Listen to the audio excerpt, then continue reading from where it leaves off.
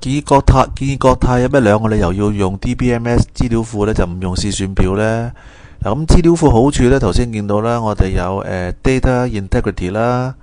即係我哋可以確保我哋嘅 entity integrity 啊，即係 primary key 唔可以漏空啊，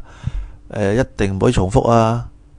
同埋 domain integrity 啦，即係話 foreign key 同 primary key 連埋嗰陣時呢，要同一類型啦，唔會錯啦，同埋 referential integrity 啦，即係話當你入個資料嗰陣時呢，某一個 field 嘅資料一個 foreign key 一定要喺個另外 table 嘅 primary key 存在啦，先入得到嘅。同埋 DBMS 可以處理大量嘅交易嘅，即係話通常航班呢，飛機航空嘅系統呢係好多嘅班次啊嘛，係嘛，所以呢，你會發覺呢，大量嘅數據呢要處理，通常 DBMS 做到嘅。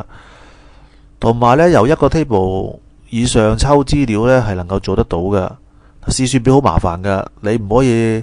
由幾張 worksheet 度抽資料呢，好嘥時間嘅。DBMS 呢好快脆嘅，用 index 好似好快脆排好次序幫你抽資料嘅。